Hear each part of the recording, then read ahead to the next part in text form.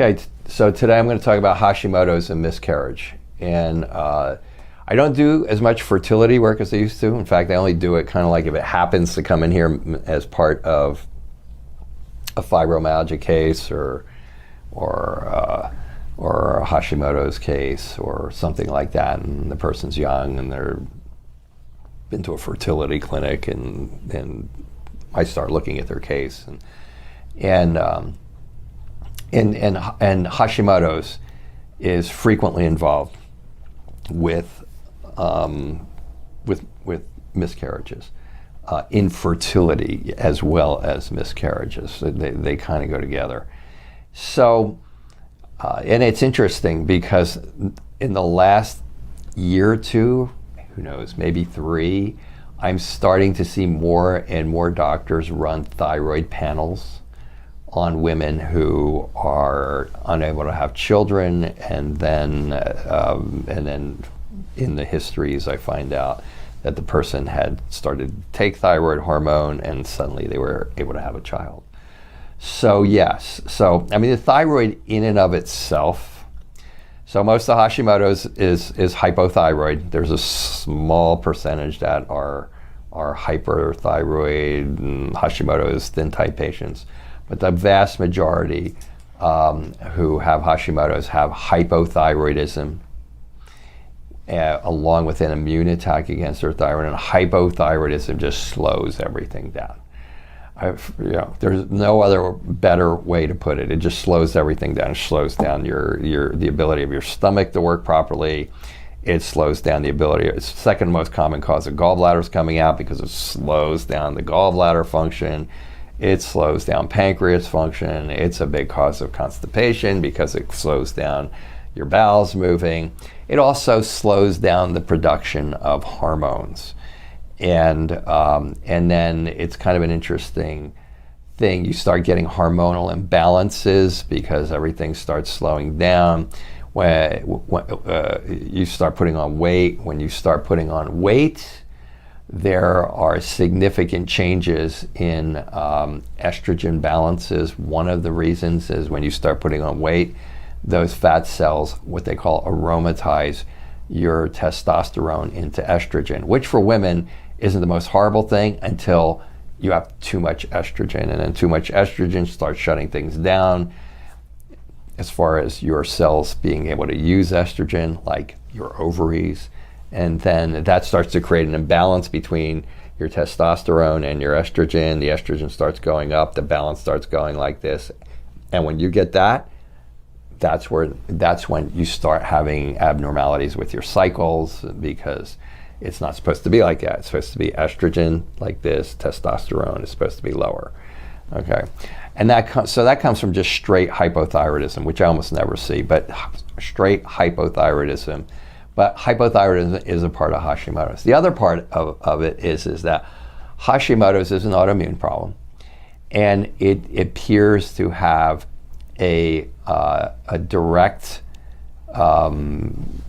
relationship to a lot of other autoimmune problems. It has a direct relationship to autoimmune gastritis, celiac, cerebellar problems where you get balance and sometimes can't even walk, things of that nature, autoimmune hepatitis, and it seems to have a significant relationship to polycystic ovarian syndrome for the same reasons I just got done talking about. But in polycystic ovarian syndrome, as people start putting on weight, and as people start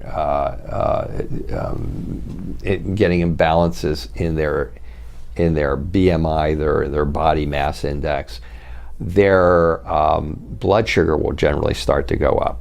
They'll start to get more insulin spikes, and this insulin raises their blood sugar. They'll start getting more inflammation, and that raises cortisol, and then that raises their blood sugar, and so that person starts to get insulin resistance. Now, I think it's more relative to the hypothyroid aspect of Hashimoto's that we just talked about, but that person starts to get insulin resistance, prediabetes, metabolic syndrome, and that is what also causes your testosterone to go up, and that is more related to enzymes in the ovaries that just start not working right. And instead of making more estrogen, you start making more testosterone, and you can make both too much. Okay, but then that interferes with your cycle, and it interferes with, and then eventually that interferes with progesterone, which causes you to carry to term. So it interferes with being able to get pregnant, and it interferes with when the progesterone starts getting out of shape. It interferes with the ability to carry to term. So I think probably more directly, just thyroid is really connected heavily to it. I'm not quite sure that the immune connection is the issue, other than that if you get rheumatoid arthritis, there's a good chance that you're going to get Hashimoto's. If you know, there's a lot of connections with autoimmunity around the body. But the bottom line is if you have other issues and then you get Hashimoto's, you're going to go into hypothyroidism. You're going to create the blood sugar abnormalities. You're going to create the slowness of metabolism. You're going to create the insulin resistance, and then that contributes heavily to causing the imbalance in your estrogen, testosterone, progesterone balance, particularly your testosterone going up. And then I've seen people with this chemical makeup who've had 3 children and never have had a miscarriage. But 50% of the time, they're estimating that this particular mechanism is responsible for as much as 50% of infertility in this country. So I think the overall answer is yes, but I wanted to delve into the more specifics as to why that was the case.